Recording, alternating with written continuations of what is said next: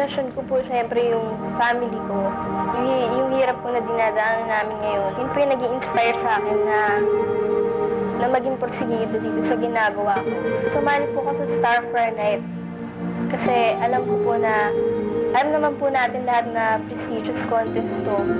Kung papala rin po ako, alam kong dito po matutupad yung pangarap namin, magpapamilya. Ang daming gustong mag-audition talaga. And grabe yung pressure. Kasi pag nag-audition ka, ang dami mong iniisip. Mahirap siya. Kila mama po, parang nabasa nila sa sa broadsheet na, ayan nga, merong singing competition na on national television na hosted by Miss Regine Velasquez called Star for a Night. May nag-audition ako nun sa office ng Viva nun. Tapos, nagkakaroon din sila ng audition sa mga SM malls. Ako nag-audition ako sa SM Bacoor. Tapos, nakat pa nun yung auditions. Ako pang 300 ako. So, ayun, nakat kami. So, pinabalik na lang kami. Bumalik naman kami dun sa office ng Viva para mag-audition ulit. Nakita namin na after 2 to 3 years, talagang magiging star siya. Kaya ang napili naming star for the night ay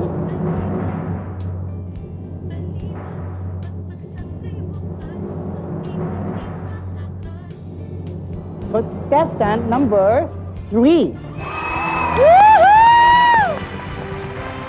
Nung first audition, may second level pa eh.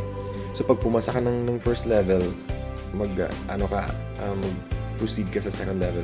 After nung Cebu ko, umuwi muna ako. Tapos after siguro 3 days, tumawag sila na okay, mag-advance daw ako to the second level. So, pero sa Manila na. So, nag-cargo ship ulit.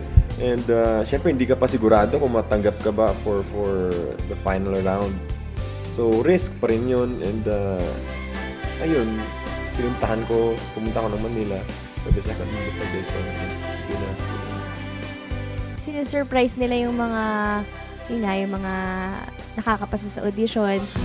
Kahit nakilala mo ako, ikaw ang pipiliin namin sa Star for a Night! Kaya ano ba sa akin mo? Papunta kaming church noon. Tapos yun nga, Sunday yun, sinurprise ako na natanggap nga daw ako. Si Mawinta! Naiiyak siya.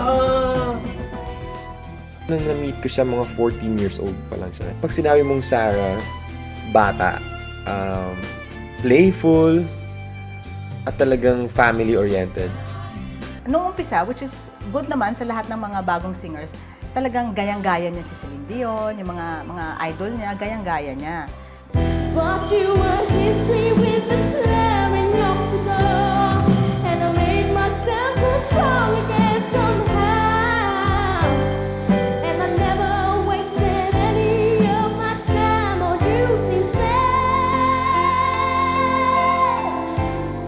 And of course, she was very young then, 13, no? 13 siya noon. Pero nakikita mo, may boses na. Nakikita mo na kung gumaya siya, nagagaya niya, no? Nabibigyan niya ng magandang interpretation yung kanta. But you could tell that she really had the vocal cords, yung kumbaga yung magandang boses na para bumirit sa mga kanta ni Celine at mga idol niya. In terms of yung ugali niya, parang ganun din siya from the first time I saw her. But of course, she's grown up na, iba na yung style niya, she has this long hair, dati kasi hindi ganun. Pero yun pa rin siya as a person Lupus kasi yan, si SARS, ano lang yan eh, mahilig tumawa. Walang ginawa kundi na lang tumawa. Sobrang babaw lang na tao niyan. Sobrang babaw na bata. Baby sister yung tawag nga namin siya. Sobrang kasing baby namin yan. Basta baby pa siya noon, nagre-recording sila sa Viva. Gitarista nila ako doon. Basta may something in her that says na she's going to be successful later on. And true enough, di ba? After playing for her, watching her, nakita ko kung gaano ka-talented siya. She's a natural dancer. She's Magaling siya mag-project sa camera. Uy, grabe si Sarah, kahit sa print, di ba? Nag-iiba itsura, nagiging vavavoom na ngayon. Sa pagiging singer, siguro as a performer also, matatawag kang champion kung hindi ka kumakanta para sa sarili mo. Kinakantahan mo yung mga tao at yung goal mo, hindi lang para ma-entertain sila, pero para ma-inspire mo yung tao, ma-touch mo yung mga buhay nila. And champion yung sa ugali kung paano mo alagaan yung mga taong nagmamahal sa'yo at yung mga sumusuporta sa'yo. Ready ka na bang maging star? Paghahandaan ko.